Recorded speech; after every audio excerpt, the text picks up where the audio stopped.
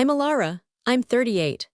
And 2 weeks ago, I drove my mother to the cabin where she murdered my father, sat her down at the same kitchen table where she staged his ruin, and played her the sound of her own voice plotting his death, extracted from 20-year-old static that everyone else had thrown away. But that's the end, or the closest thing to an end I've found. To understand why I didn't scream when I heard the truth, why I didn't drive straight to the police or post it online or call a journalist, you have to understand what it means to grow up as someone else's alibi. To be the child who survives not a fire, not a flood, but a story. A carefully edited narrative where your grief is the product and your face is the packaging. I was 18 when they told me my father had killed Jonathan. Not gently, not with cushions or counselors, with cameras, with microphones thrust toward my dorm room door while I was still wearing the sweatpants I'd slept in, still holding a philosophy textbook I hadn't understood even before my world ended. My father, Marcus, had been arrested at dawn in a cabin 3 hours north of the city.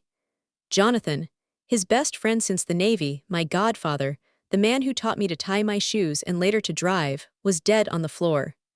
Blunt force trauma, a brass paperweight shaped like a sailing ship, the kind that sits on desks in movies about powerful men. My father had been drunk, they said. He and Jonathan had been gambling, they said.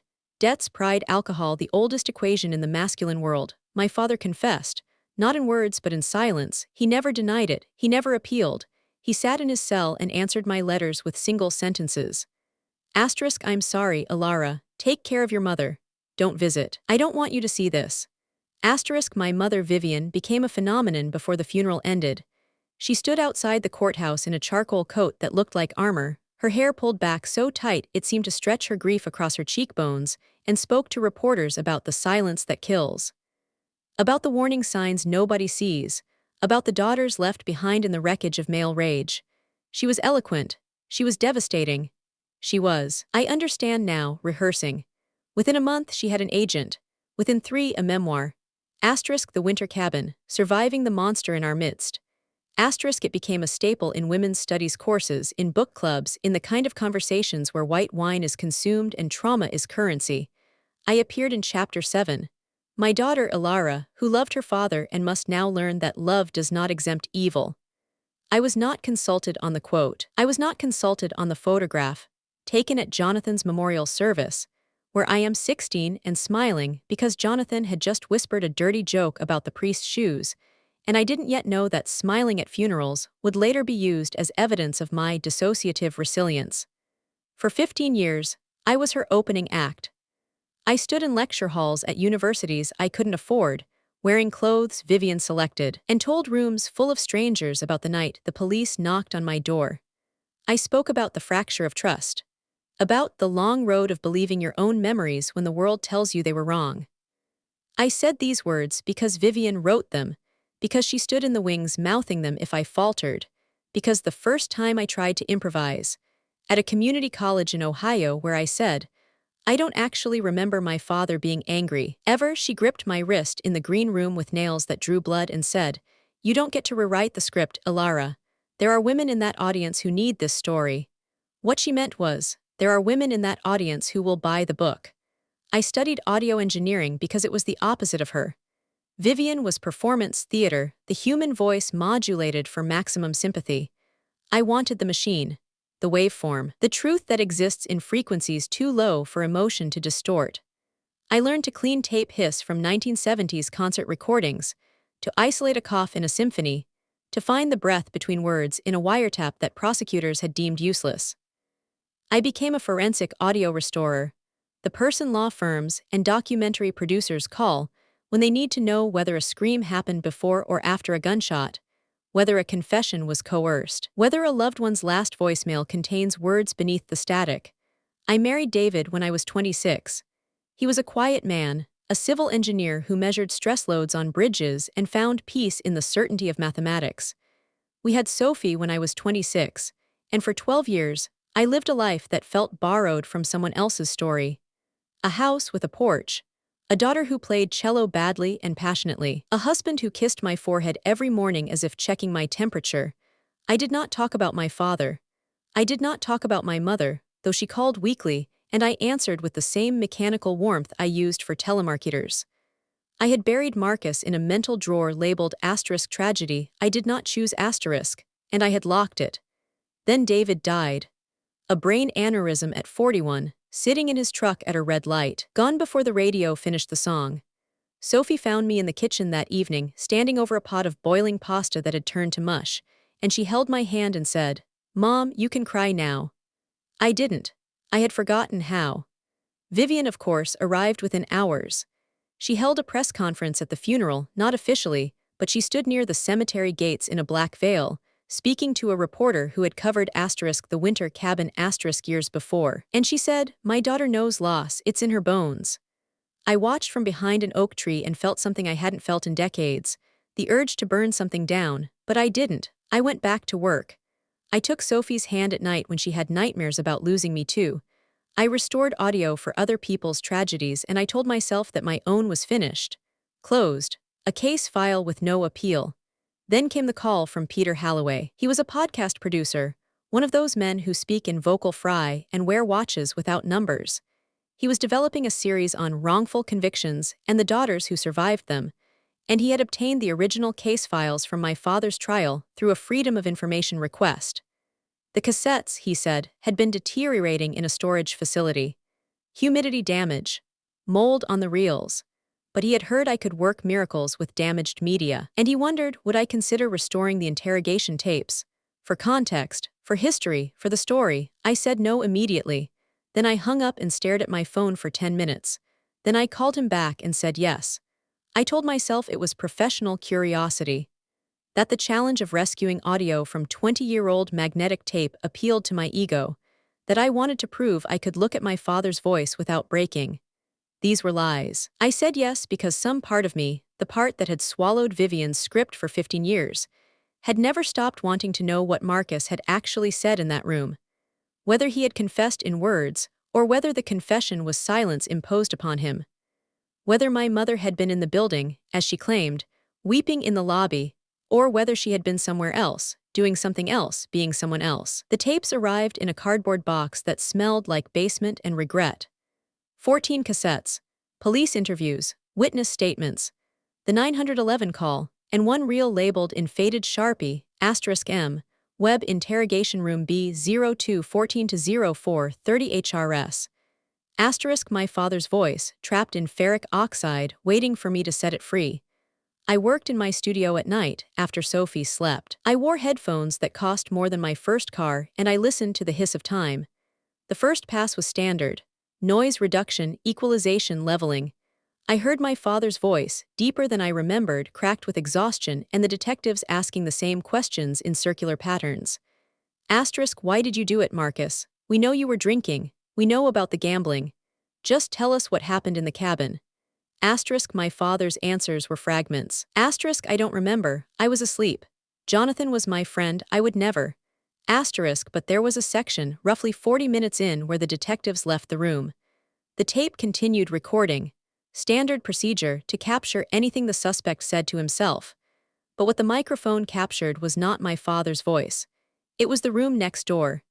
Interrogation Room B shared a wall with the observation area, and the wall was thin. Original investigators had noted this in their report, labeled it ambient noise, disregarded. But my ear, trained to find the signal in the discarded, caught something else. A second voice. Female, muffled but present. I spent 3 weeks on that 40-minute section. I used spectral analysis, isolating frequencies above and below the human voice range. I filtered out the fluorescent buzz, the ventilation system, the distant ringing of phones. And I found her. Vivian, she was not in the lobby. She was in the observation room, separated from my father by a two-way mirror and a thin wall, and she was on a phone call. The receiver had pressed against her cheek, creating a seal that amplified her voice through the glass and into the microphone in room B. She was speaking to her sister, Elena. I knew the voice instantly. The cadence. The way she dropped consonants when she was emotional. The way she said Jonathan with a familiarity that went beyond grief. Jonathan was going to talk, Elena. He found out about the trips, about the account. He was going to tell Marcus everything, and Marcus would have believed him because Jonathan was his blood brother, his Navy brother, the one who never lied. So I had to make sure he couldn't talk. I had to make it look like them. Like men. Like drinking and pride and the stupid violence they were always capable of. Asterisk a pause, static, then asterisk Marcus never woke up. He was passed out on the couch. I used the paperweight from the desk. Jonathan didn't even see me. And then I woke Marcus and I screamed and I called the police and I told them he did it. And he just stared at me. He didn't deny it. He never denied anything I said. He loved me that much, Alina. He loved me enough to be guilty. Asterisk my hands were shaking so badly I had to stop the playback. I sat in my studio in the dark and I listened to it again, and again, and again, until I knew every word by heart, until the static became music, until the truth was no longer a surprise but a landscape I had always been standing in, refusing to look down. But there was more. In another layer of the tape, buried beneath Vivian's phone call, was a sound I had not expected. A knocking, rhythmic, desperate, coming from the wall between room B and the observation area. My father's voice, not in conversation but in agony. He had heard her, or he had heard something. He had known she was there. Asterisk Vivian. Asterisk the word was distorted by the microphone's overload, by the force of his voice against the wall, by 20 years of magnetic decay. But I cleaned it. I pulled it from the noise like a drowning man pulled from a river. Asterisk Vivian, I'm here, tell them I was asleep. I heard the noise, I heard you. Asterisk he had heard her. In the cabin or in the station or in both, he had known, and he had still said nothing, because she was his wife, because she was the mother of his child, because he loved her enough to be guilty. I did not sleep for 2 days. I sat in my kitchen while Sophie was at school, holding the headphones though there was nothing left to hear, and I tried to feel something. Rage, relief, the vindication that wrongful conviction stories promise. But what I felt was grief. Pure, unfiltered, the kind that doesn't perform.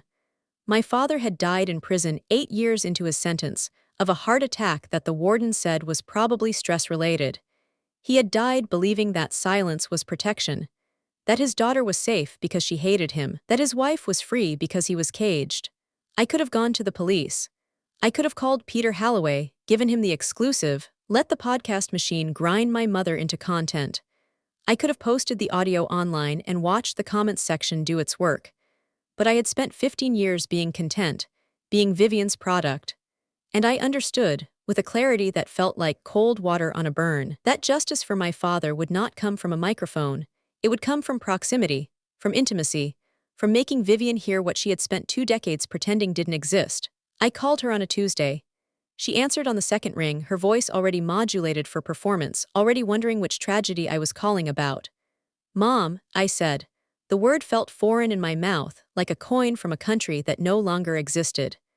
There's a documentary, a big one, they want to film us together, at the cabin, talking about reconciliation, about what it means to survive and then choose to understand. She was silent for exactly 1 second, I counted it.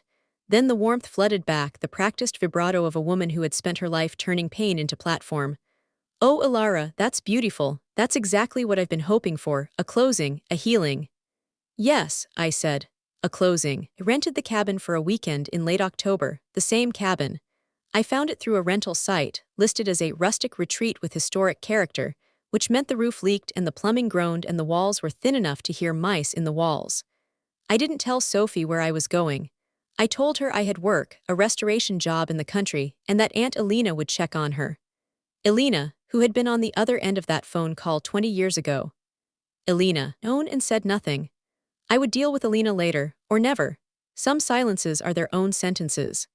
Vivian arrived in a silver SUV, wearing a cashmere scarf the color of dried blood, and carrying a thermos of tea that she claimed was herbal but smelled like bourbon. She had aged well, too well. Her hair was the same honey blonde, maintained by a colorist I probably helped pay for through years of lecture fees. Her skin was taut in the way that money makes skin taut. She stepped out of the car and looked at the cabin, and for just a moment I saw something flicker across her face.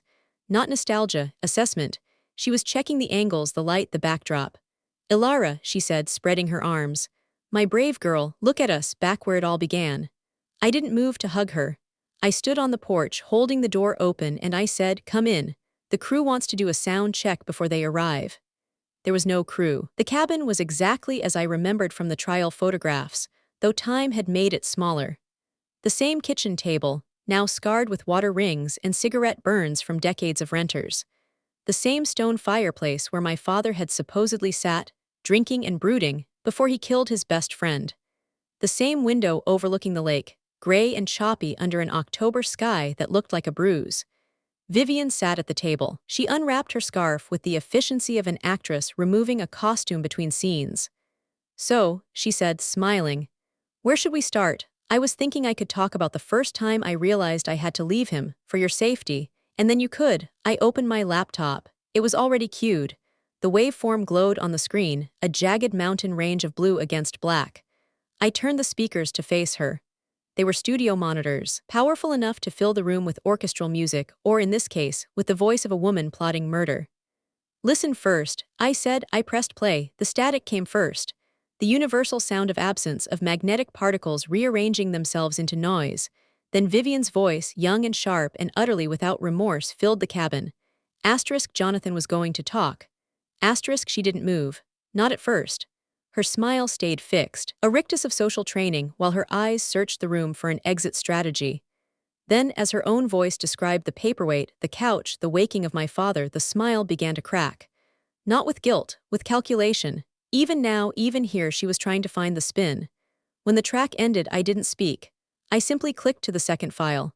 The knocking, my father's voice, distorted by plaster and time and desperation, calling her name. Asterisk Vivian. "I'm here, tell them I was asleep."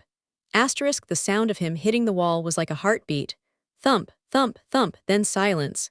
Then the detectives returning to the room, unaware that the suspect had just begged his wife for salvation and received nothing but the continuation of her performance. I stopped the playback. The cabin was quiet except for the wind in the eaves and the distant sound of the lake against the rocks. Vivian's hands were flat on the table. Her knuckles were white. "That's not real," she said. Her voice was steady, terrifyingly steady. "That's a fabrication. You always had a gift for audio, Elara, but this is sick, this is delusional." "I have the original reels," I said. "I have the spectral analysis. I have a notarized chain of custody from the storage facility, and I gave them to the district attorney this morning." Her head snapped up. For the first time I saw fear.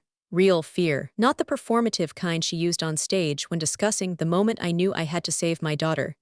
"You what?" "I gave them everything, the phone call, the knocking, your voice, Mom, your actual voice saying actual words in the actual room where you were supposedly weeping for the cameras." I leaned forward. I wanted her to see my face. I wanted her to see that I was not crying, that I was not angry, that I was simply, finally done. "They're coming for you, probably tomorrow. Maybe tonight, depending on how fast they can get a warrant through. But before they do, I needed you to hear it here. In this room, where you killed Jonathan and framed my father and built your empire on his silence." Vivian stood up. Her chair scraped against the floor, a sound that reminded me of my father's knuckles against the interrogation wall. She walked to the window. Her reflection in the glass was superimposed over the gray lake. "A woman becoming weather. He would have left me," she said, not turning around. Jonathan was going to tell Marcus about the trips, the account, the man in the city, and Marcus would have believed him because Jonathan was honorable, because Jonathan was good, and I would have been the villain, not the survivor, not the author, just the cheating wife who lost everything. She turned. Her face was dry, no tears. Vivian had never cried real tears in her life, only the kind that left her mascara intact. "So I made him the villain. I made Marcus the monster, and you, Elara, you were perfect. The daughter who survived, the face of the foundation, the book tours, the speeches, you were my greatest creation." "I was your alibi," I said, same thing. I closed the laptop. The silence that followed was heavier than the audio had been. I walked to the counter and picked up her car keys, her phone, her purse. She watched me, understanding slowly dawning in her eyes. "What are you doing?" "Leaving," I said. "The roads are bad, you should stay here until they come. It's what you wanted, isn't it? The cabin, the closing, the healing." I walked to the door. She followed me, her hand reaching for my arm, her nails digging in with the same pressure she had used in the green room in Ohio. "Elara, you can't just, this is kidnapping. This is false imprisonment, I have rights." "You have a story," I said, pulling my arm free. "You've always had a story, now you get to sit in it, alone, with the sound of my father begging you for help playing on loop in the room where you ended his life." I stepped onto the porch. The wind was cold, carrying the smell of pine and coming rain. Behind me, Vivian's voice rose, not in begging but in command, the voice of a woman who had never been denied. "Elara, come back here, I am your mother, I gave you everything." I kept walking. Down the gravel path, past the birch trees that had been saplings when my father was alive, toward my car parked half a mile away on the access road. I didn't look back. Not when the cabin door slammed. Not when her voice became a scream, thin and broken against the wind. Not when the first drops of rain began to fall, washing the dust from my windshield as I unlocked the door and sat in the driver's seat. I didn't cry. Not yet. I started the engine and drove slowly, carefully, the way David had taught me to drive on mountain roads. The way my father had taught me before him. I drove for 20 minutes before I pulled over at a lookout point and stopped the car. The lake was visible below, gray and endless, and I opened the window and let the cold air hit my face. Then I wept. Not for Vivian. Not for the justice that was now mechanical, inevitable, lawyers and reporters, and the machinery of consequences that would consume her without needing me to watch. I wept for Marcus. For the father who had loved a woman enough to be guilty, who had heard his daughter's voice on a stage calling him a monster, and had still written "I'm sorry, Elara. Don't visit." Who had died in a prison cell believing that his silence was the last gift he could give his family.